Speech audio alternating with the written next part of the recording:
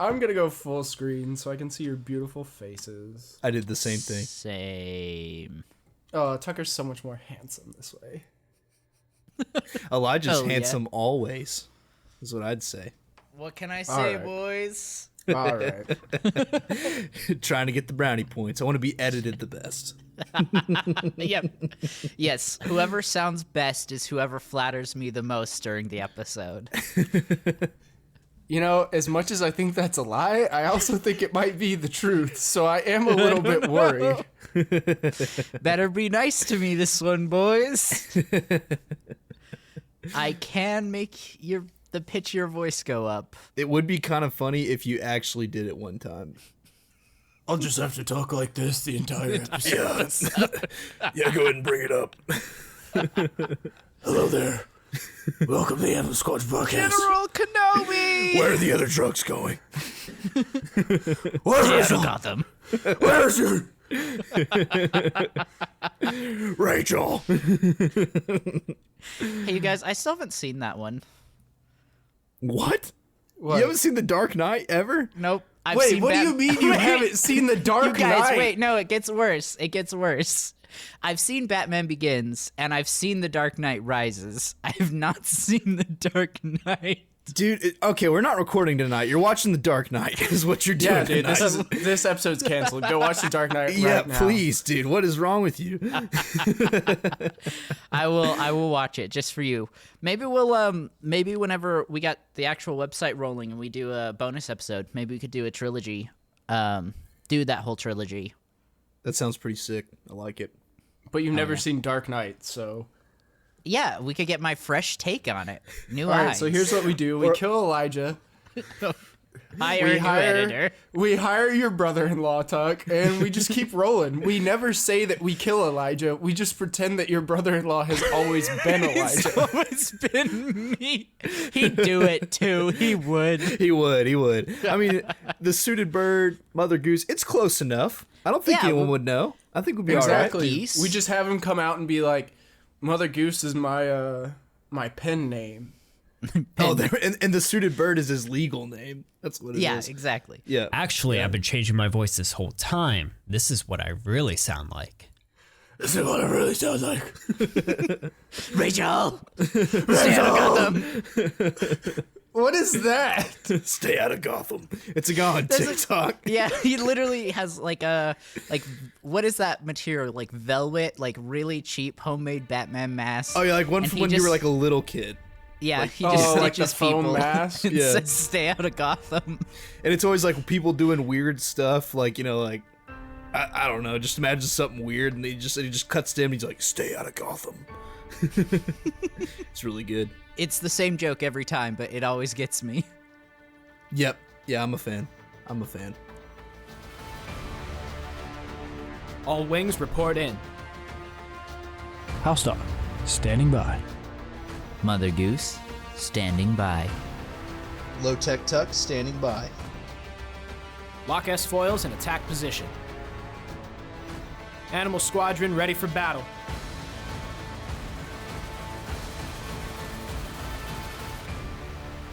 Well, hello there, and welcome back to the Animal Squadron podcast. I'm your host, HouseDog, and with me, as always, are my two very good friends, Mother Goose.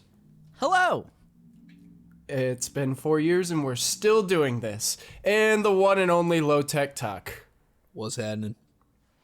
It's really the fact that we've been doing the same intro for like 4 years now, and every time I introduce one of you guys, I say your name and then hi.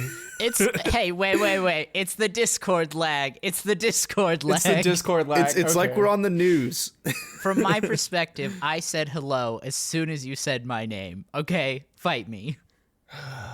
Well, what are we talking about today, Mac? What you got what for us? are we talking about? Guys, I've been Stinky. gone for 8.5 months. Why do I have to go back to carrying the show again? Listen, I told you I could still handle the intro. You said you wanted to do it, so Yep. deal with it, sucker. Listen, I'm basically a brand new host. I have zero knowledge of how to do a podcast. I'm just here for fun, comedic relief, impressions and making Elijah have to edit out very long tangents of me going over random things. For sure. For sure. Well, hello there, and welcome back to Animal Squadron. Wow, okay, it comes out. The truth comes out. Okay, so we are going to be talking about The Bad Batch Season 3, Episode 5. I didn't look at what the title of the episode was. Does anyone have it? The Return. The Return. Hell yeah, thank you. Before we get into that, though, just real quick, Tuck and I, earlier this year, made predictions on what we think our favorite Star Wars project of 2024 is going to be for our tournament at the end of the year. And HouseDog, I just wanted to ask what you think your favorite is going to be. So Elijah sent me a list of things. For TV series, we've got Skeleton Crew, Acolyte, Bad Batch Season 3 is happening right now. And then we have Tales of the Jedi Season 2. Skeleton Crew, I kind of remember whenever this first got dropped, the announcement. We didn't know much about it, and I kind of just forgot about it. Mm-hmm. That's fair. I think it's in development hell right now, honestly. So we may not even get it this year. I know there's some, I think there are some big names associated with it. Yeah, Jude Law, right? Mm-hmm. I think you're right. Yeah. Which is very interesting for Star Wars. But it's almost like whenever Woody Harrelson did Solo. I loved Woody Harrelson in Solo. I did too. Yeah. Yeah, for sure. Acolyte we talked about last week, so I don't really think I need to go over that. And then Tales of the Jedi Season 2. We all really like Tales of the Jedi. Mm-hmm. And I'm really ready for Season 2. Who knows what's going to happen with that, though? I don't know who we're going to explore or what. Yeah. What do you guys want to see from Season 2 of Tales of the Jedi? Anybody specific? Give us Plo Koon. Plo Koon, yep, for sure. Plo All right, Koon. Tucker's no more from Tucker. Elijah, you strictly only from this point. we made predictions when we did that episode, but I can't remember what I chose. I may have said Yariel Poof, if I'm being honest. You did say that. Yeah, thank you, Tuck. Yariel I'm trying Poof to and Plo catch up Koon. on the backlog of the 8.5 months worth of episodes that I missed. It's a lot. Yeah. Yeah, it's only like it's 30. Come on. Yeah. Yeah. It's easy peasy. It's only that's probably close to 30, 35 hours. It's nothing. Yeah, let me just knock that out real quick. I guess for Tales of the Jedi, I don't want to see any more Ahsoka stuff. Same. Yeah. Wow, I was not expecting that from you, Elijah. I figured you'd be like, no, we need more Ahsoka things. Yes, she is my favorite character, but we have so much Ahsoka. I mean, she's in Clone Wars. She has her own series now. She was in Rebels. She was in Tales of the Jedi. I'd really like them to explore some other Jedi. Yeah. I mean, we have essentially her whole life. Yeah. Just about. Yeah, to this point. Yeah. Essentially, yes. Yeah, exactly. Thank you, Mac. You're welcome, buddy. We'll see how long it takes before that gets on my nerves again. I'm bringing it back. Elijah also mentioned Andor Season 2, possibly. Yeah. I think 2024 was the original release date, but with all the writer and actor strikes, I could definitely see it getting delayed. And Andor was good. We all kind of... I've forgotten a lot. I'd have to rewatch probably the last half of Andor before I watched Season 2. And then last couple projects we have here is Outlaws and Hunters, which I am not familiar with Hunters, so maybe catch me up to speed there. Gonna be like a MOBA almost, essential, or a hero shooter. So you'll a bunch of different bounty hunters in an arena fighting each other. Oh, I think I kind of remember this. Yeah, it's been in the works for a long time. Like I think its original release date was 2020, so it's been delayed a lot, but. I think it's actually coming out this year, finally. Yeah, I do think I remember seeing something about that. But really, it's going to go to mobile. Yep, it'll be mobile, and I think it's going to come to consoles and PC as well. So I guess out of all of this, Tales of the Jedi, though, if they really do some different stuff with this second season, it'd be interesting to see some more Qui-Gon and Dooku stuff, I feel like. Mm-hmm. Yeah, I'd be down. Or some early Qui-Gon and Obi-Wan. Yeah. Oh, that'd be cool. Well, So is that your pick, Tales of the Jedi? I guess so, or Outlaws. That's fair. Yeah, and again, these are just kind of just so we can look back when we actually do our tournament, and see what we were thinking at the beginning of the year. We'll see what happens. All right, so and just so you know, and a reminder for our audience, Tucker picked Acolyte and I picked Outlaws. Whenever we get there. Okay, should we get into the episode? Let's do it. I think we should finally. I think this is a really fitting episode for us to be reviewing. This is our first episode. We're all actually home, and this is the episode that the Bad Batch all came together again. I don't know. Well, not all of I the thought Bad it was Batch. sweet. All of them that are alive. Tech's not dead. We'll find out. I really hope Tech's dead. We will find No out. characters stay dead. But no, Tech's not I really like that aspect of it. Overall, though, this episode was okay. I didn't hate it, but I didn't necessarily love it either. What are your guys' kind of just general thoughts? I wouldn't say filler necessarily. It was important. It had a purpose. You and I have watched almost the entire season together. So I guess whenever you and I are looking at it as an overview, it could be seen as a filler episode, I guess. But you get a lot of character push in this. Yeah, it was growth. important. Yep. Yeah. For me, I thought it was a pretty just straightforward episode. Yeah. But I do actually want to ask a question before we get into the episode. Just a theory question here. Why is Crosshair's hand shaking? And from a writing perspective, what do you think about it? Yeah, and I will just what was the before we really get into it, AZ said his accuracy had dropped all the way down to 53.6%, I believe. So Yeah, something like that. A drastic decrease. I've got a theory, unless anyone else wants to go. Hit it. You can go right ahead.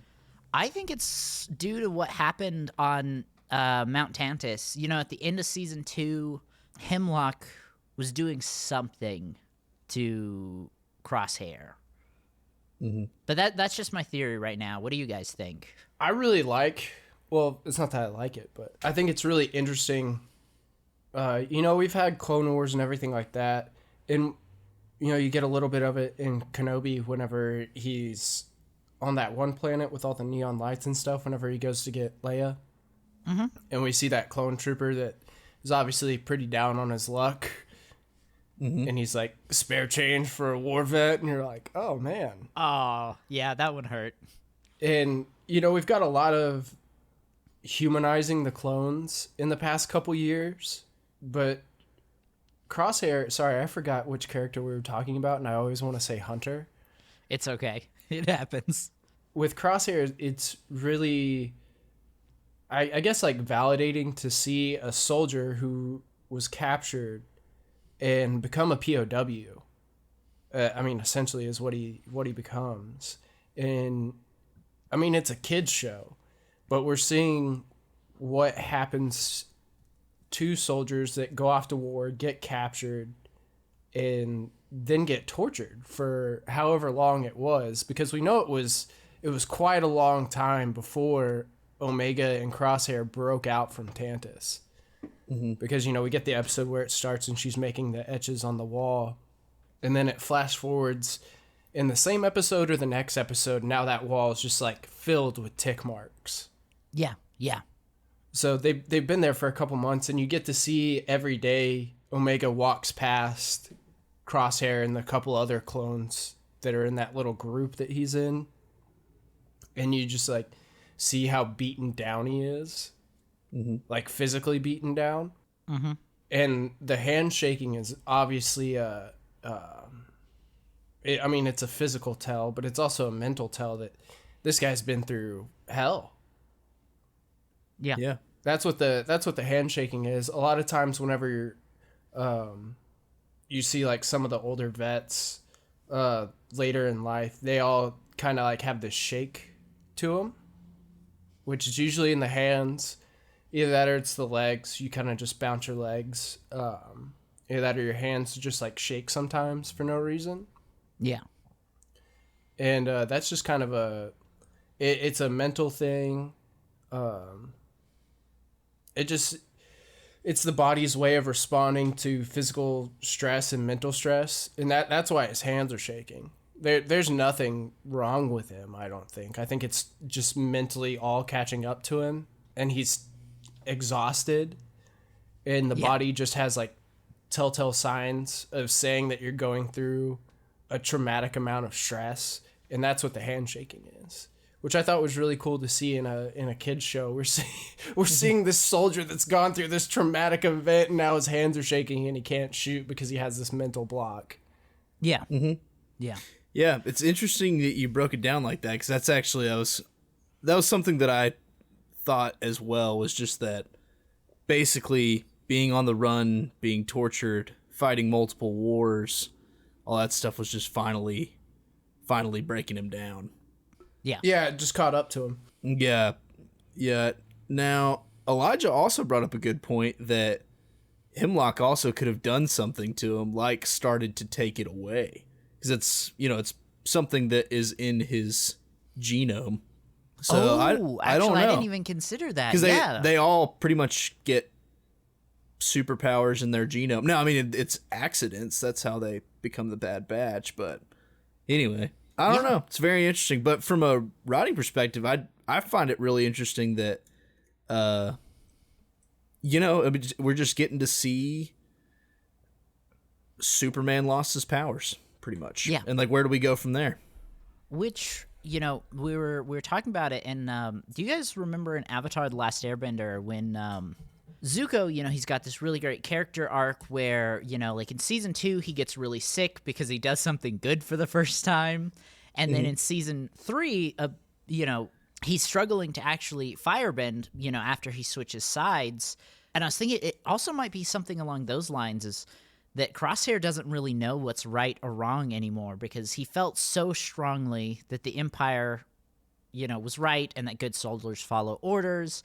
And he got hurt in the end. He was wrong. And there was everything that happened between him and his brothers. And, maybe it's also just a little bit of uncertainty. Mm-hmm.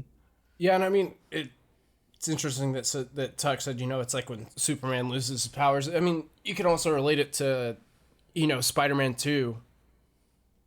Yeah. Yeah. Oh yeah, when he loses his powers in a movie. Yeah. Yeah. Exactly. Yeah. Just because of the mental strain he's going through, he stops believing that he can be that force for good and that his life is in the trash can. So, that's probably a lot where Crosshair is he doesn't know whether he's good or bad or indifferent or where he is in life, and he's just lost. So it's physically taking a toll on him.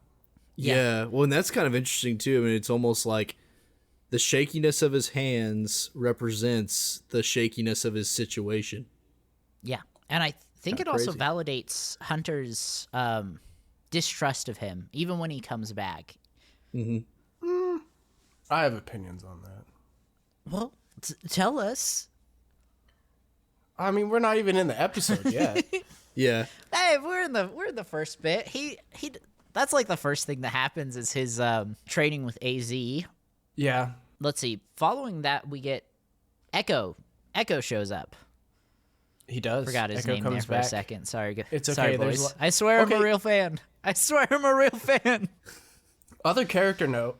Echo doesn't look as pale anymore. It's like they've finally given him some color back. He's getting some sun, not wearing his helmet so much. Yeah. Well, not being trapped in a droid intelligence facility for years. Yeah, that'd make you a little pale, probably. Literally not being able to go out and touch grass. Makes you a little pale. Which, I mean, it's super interesting that I really wish we could get a scene of like Echo and Crosshair sitting down together. Because, I mean, when we think of Echo's arc and everything, like, it's not that much different of a story. I mean, Echo literally got captured, turned into a cyborg, and then was saved. And nobody really doubted Echo for a bit. I mean, Anakin kind of did. Right. And Rex was like, nope, he's good to go. He's our brother. We're saving him. He's not a droid spy. Yeah, I didn't even think about that connection between them. That's a good point. Yeah, I mean, Echo spent however long he did captured, and Crosshair spent however long he did captured on Tantus. Right. I think it would just be interesting to have like a scene or two where they sit down and Echo's like, "Hey, I know where your head's at, and it's not in a good place. I was there too, but I can come back from it." So can you. Yeah, you're right. I think he's the only one that could really understand Crosshair right now.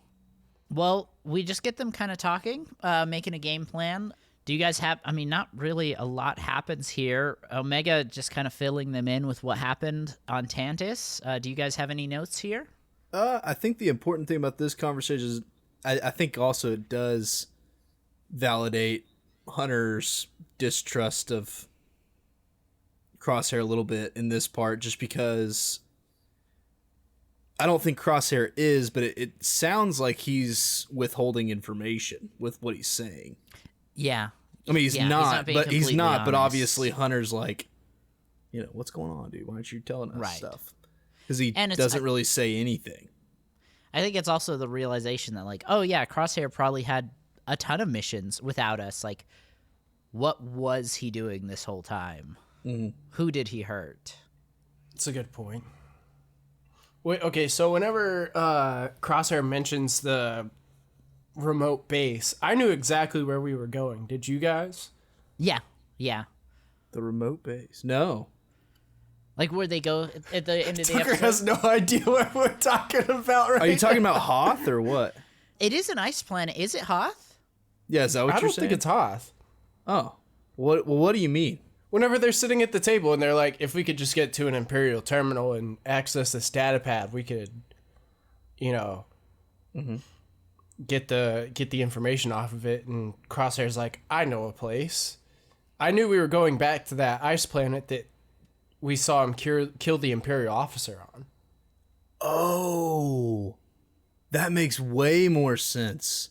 Okay, see, I'm so glad you're back, dude, because we needed someone to remember stuff like that. Yeah. Tuck, did you watch episode 5? Yeah, I absolutely did. Are we sure about that? What do you mean? Like, why are you asking that? No reason. Okay. So the planet, I just looked it up. It's Barton 4. But definitely very Hoth-like. Yeah, I don't know. I just threw something out there. Yeah, hell yeah. Yep. So they get to the planet. I also thought it was really sweet, the whole Wrecker saving Crosshair's armor thing. Just didn't feel right to throw it away. Yeah. I like the relationship that Crosshair and Omega have had. Yeah. Mm-hmm. Throughout up to this point in the series. Like, Omega was always like Hunter's kid. And then since Crosshair and Omega have spent all this time together, she like understands the beast. It's like Frankenstein, she like understands the monster now and understands that he's not a monster, he's just misunderstood. Yeah, and the way their relationship is, she, jokingly calls him little brother in this episode on right here, but that is kind of what their relationship's become a little bit. Like, she is kind of a big sister to him in some ways. Yeah. As far as like keeping him on track and like helping him out and all that stuff. I mean, she kind of does act like a big sister, even though they don't look the same age. It kind of makes me a little sad because Omega's the only one that ages normally and is technically the oldest. I don't know. It just makes me sad. I don't know why. Yeah. Why? Because she can outlive all of them? Yeah, you mean like how they'll all die before she's like 30? How, she saw them as babies and they're going to die first. Yeah. Makes me sad. I'm sentimental. I don't want to think about it. Well, you're making us think about it. Sorry, boys. Hey, also, I don't know why. I just lost the game. You suck, dude. Sorry, Mac. Sorry. You suck, dude. Why are we almost like 30 and we're still doing this? We'll play it till we die. There's no out. What on earth are y'all talking about? The game, like the thing from the 90s, or like what are y'all talking about? The game where there's only 2 rules. If you think about the game, you've lost the game. Yeah, that's what I'm talking about. And if you lose the Okay. game, you have to tell everyone around you that you lost. Yeah. Oh. Yeah. Sorry, audience. Sorry, co-hosts. It's all good. I am just playing by the rules. You're honest. I'll give you that. All right, so we go back to the ice planet. We go to Barton 4. We go to Barton 4. And we're trying to get to a terminal. Why are we so bad at this? We used to be pretty good at this. Don't worry, we'll get there. We'll get there. We go to Barton 4. The ice bird is some symbolic thing, but I'm not sure. Oh, yeah, I didn't even think about that. It does really focus on the bird. Did you have any thoughts, Tuck, on it? On that one, no. No, Tuck's I really like, didn't. there's an ice bird. Well, no, I figured that it's symbolic, but Yeah. What are you guys it's- talking about? I was watching the Empire attack Hoth. Aren't we doing episode 5? oh, whatever, dude. Oh, Maybe I Mac, should you're gonna- retire. Mac, you're know gonna what? get in trouble. You've only been back 2 episodes. Maybe Hey, I man. should retire. That sounds kind of nice. Just I'm sorry, Tucker. It's my fault. I be said, a gonky on a beach and just hanging out far away from Mac. I said I would make whoever was the nicest to me sound the best, and so Mac is taking all the energy he usually bullies me with and is aiming it towards diverting you. it to Sorry, it's my fault. No, it's I'm all right. the bad I mean, friend. no, don't even take Yes, take Elijah. up for him. No. Yes, Elijah. Bully me. If you're gonna be mean to someone, be mean to me. Also, I don't know why I turned into Watto. I was trying to be the Emperor. Palpatine. Now's our chance, Tucker. This guy thinks Palpatine sounds like the Emperor. Wait, did you say that Palpatine sounds like the Emperor? No, shut up. Wait. Like Watto. Oh boy. Dang it. I'm not good at this bullying thing. Yeah, that's the thing. Me and you are really bad at it. I'm just like, well, your feet smell, dummy. Public credits don't work on me. Only anger. I'm a Toydarian. So really, the most important part of this section is like, yes, they go to Barton 4. Yes, they're trying to get intel. But really, the soul of this episode is like Hunter and Crosshair kind of making amends. Mm-hmm. And they do that. They almost die. They fight a giant ice worm. And I think they get the intel. Yeah, they do. They are able to plug it in, and that data pad works again. But it doesn't give them the coordinates to Tantus. So Right. that's a little stressy depressy right there, but that's okay. Hemlock wins again. Well, I mean, the other like super important part is whenever, important to me, whenever Crosshair walks off into that corner and he finds the helmets. Oh yeah. Oh, Yeah. I wasn't even thinking about that. That was sad because he cares about his brothers. Yeah, and he really connected with them because I think that was one of the first missions he went on after he separated from the rest of the Bad Batch, right? Let's see what Know-It-All says. It was definitely one of the last missions. You know what? I almost said a curse word. This is family friendly. Sorry for cussing. Tuesday. Tuesday. No, it was one of the last missions he went on because he shot the Imperial officer. Oh, right. Thank you very much. Yeah, No, he went on a couple thank more you. missions after he shot a guy in the back. No, you're right. You're right. Screw you guys. I know everything and you know nothing. That's why I called you Know-It-All. I meant it. Yeah. It's a compliment. For real. You know what? It's hard having this much Star Wars knowledge that has gotten me nowhere in life. Well, have you considered how hard it is being this good looking? Have you considered that, Mac? No, I haven't, because you're so beautiful. Thank you. Such a handsome man. It's like you were sculpted by Michelangelo himself. That's what I've been saying. See, this guy gets it. Good, yes, Alexa, yes. While we're scattered and have no idea what we're doing, I am loving this energy. It's so chaotic, dude. I love it. Welcome back to the podcast. Hello, everybody, and welcome to the Animal Squadron podcast. I'm your host. Hey, Lowtech what did Tuck. you guys think of the giant worm? Meh. Yeah, I kind of liked it. I mean, first of all, I like that it's literally just called a worm, but it's WYRM. I Hell yeah. appreciate that. It's the little details. Yeah. Somebody else was watching with the subtitles, I see. Oh yeah, dude, I can't hear. I mean, like we talked about pre-show, like you get the military package tinnitus, and I just get the civilian version. That's it. We both it's great. It's wonderful. Yeah. Oh, wait. We haven't talked... Did you guys talk about Batcher at all in the previous episodes? Mm-hmm. Yeah. Betcha. Batcher. Yeah, Elijah cool, couldn't that's think all of I his name needed. for a while. He called him Banker. Listen, don't worry about it. It's like Gungi. I don't know how to... Like, I knew how to properly pronounce it, and then I was jokingly saying it wrong, and now I don't know how to say it anymore. It's like where you called Omega, like that whole Omega. first couple episodes we recorded. This is the Like, way. why, dude? Why? Hey, the Cortez sisters, the Sanchez sisters, those Banker, guys, you know. Banker, Vinny, Banker, and Vinny. they're all hanging out, man. Woo!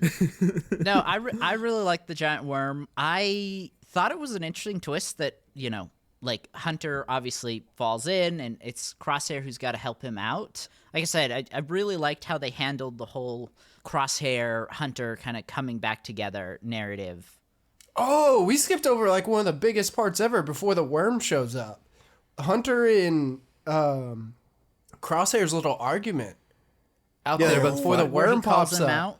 Yeah, where Crosshair calls him out and he's like, "You're just upset that it wasn't you that saved her, that it was me." And I was Yeah. like, "Yo, Yes, yeah. Yeah, good, Crosshair, yeah. That's what I was hoping for. He hit him where it hurt. Yep. But I can't. One of you guys remind me. So, like, Crosshair, he specifically says, it's not, I sent you a warning. It's not my fault you didn't listen to it. Something like that. I didn't remember Hunter ignoring Crosshair's warning. I'm gonna have to go back and watch the finale again. whenever he sent the message and he said like Plan 88 or whatever." Right. I remember him sending the message. I don't remember Hunter ignoring it.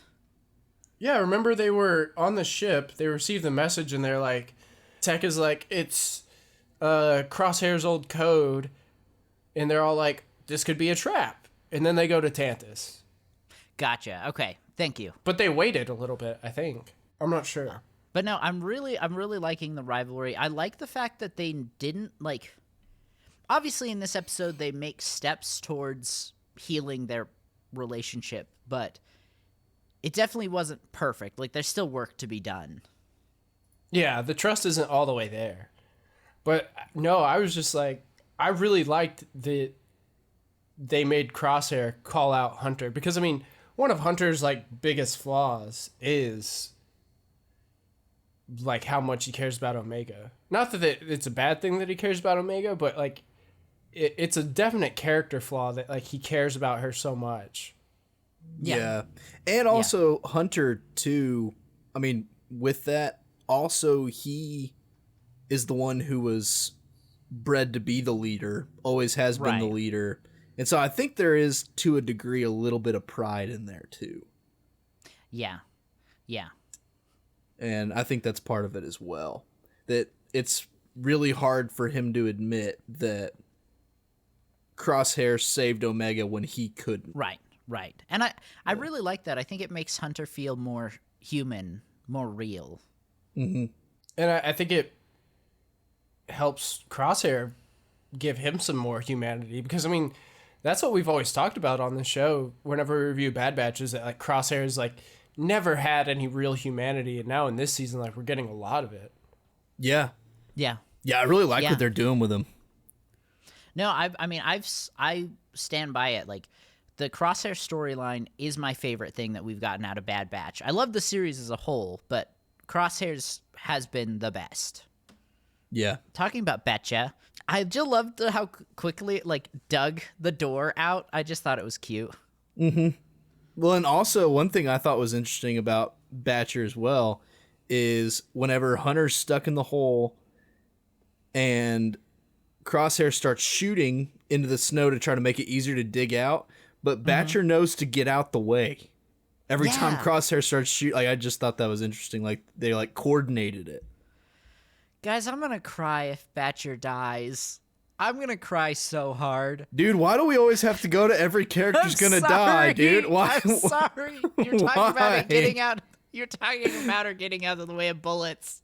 Why, dog? It's just the way my brain works. Bullet, animal, dead animal. I'm sorry. I was listening to our episode from last time, and like the acolyte is just the first thing Elijah says, "Oh yeah, they're all gonna die. Don't get attached." And it's like, they're all gonna die, bro. Hold on, I need a Or hood. Ahsoka. Whenever we first started Ahsoka, it was like, oh, everyone's gonna die for sure. Ahsoka's gonna die. They're all gonna die. Apparently, just Elijah thinks they're all gonna die no matter what. If I know they're gonna die, it won't hurt so bad when they do. So just everyone's gonna die. Is the Yep. Goodbye, Batcher. Goodbye. good? Good, Elijah. Yes. We've got to do we've got to do an episode at some point where we have our cameras on. Well, The audience misses so many like visual gags. I'm gonna work on a telenovela where it's Watto the Emperor, Vinny, I don't know who else, but somebody else, and they're all just gonna be living life together. I think Watto and Vinny are gonna be roommates, kind of like an Odd Couple situation. Nice. Is it gonna be is it gonna be dramatic like a telenovela? I think it should. It can't be a comedy. It's got to be like really dramatic, really serious. Because I would love for Watto to be saying like really serious stuff, like you know, why did you cheat on my wife? You know, like stuff like that. You know? Vinny, why did you cheat on my wife? Are they in a throuple? Yeah, wait a minute. Are Watto and Vinny in a relationship? I was just thinking of Yes. something dramatic to say. I don't know. No, They could be I doing love anything. this. I love this energy. It's real chaotic. Man, I really Fan am back fiction on the writers start podcast. working. I really am back on the podcast. Oh, okay. What else happens in this episode, boys? That's they kind of hug. it. Yeah. They defeat the worm. They defeat the worm. They get it on the other side of the sensors. Oh, we didn't really talk about the sensors. Crosshair is so confident. He's like, yeah, the sensors are up only to keep raiders out. And I killed the raiders. And I knew at that moment, I was like, oh, there's definitely something else out there. Oh, buddy. Dave Filoni doesn't let us have confident characters without consequences. Should we tell him or no? And then, yes, the hug at the end after they defeat the worm and Wrecker runs up and he hugs both Crosshair and Hunter. Melts my heart. So wholesome. Yeah. Wrecker's just a big sweet boy. He's a big softy. We Yeah. love him. Yep. Oh, yeah. And then Echo makes a comment about, like, oh, yeah, they made up. And there was no blood this time. Like, this was just, like, a casual day. Oh, they're brothers. It's They just fought another before. day. Yeah. It's just another day. Yeah. For sure. For sure. I think, besties, that's all I have on the episode. Did you guys have any other notes? I mean, these are only like 20-minute episodes, so... Yeah. Yeah. I mean, we covered it and we goofed a little. So I'd say we did pretty good. We had a good time. Yeah. Yeah, for sure. For sure. All right. Audience, thank you for listening. We appreciate each and every one of you. If you're listening on Spotify, the question of the week will just be what you thought of The Bad Batch Season 3, Episode 5. Don't forget, you can also email us at animalsquadron@gmail.com. Again, that is animalsquadron@gmail.com. We can see your emails now. We can respond to them, finally. Wait, did we have any emails over the course of 8.5 months? No, we did not. Wait, okay, we did get emails, but they were all spam emails saying, hey, come join us. You'll make so much money if you join our podcasting network. Dude, why didn't you do it?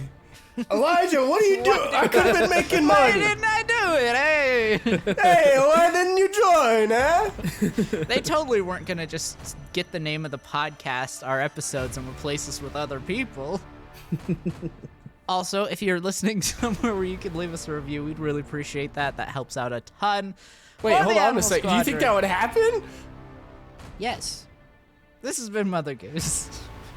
And Lowtech Tuck. Enemy, I don't know, Metro Emperor in the galaxy. Goodbye. Goodbye. Adios.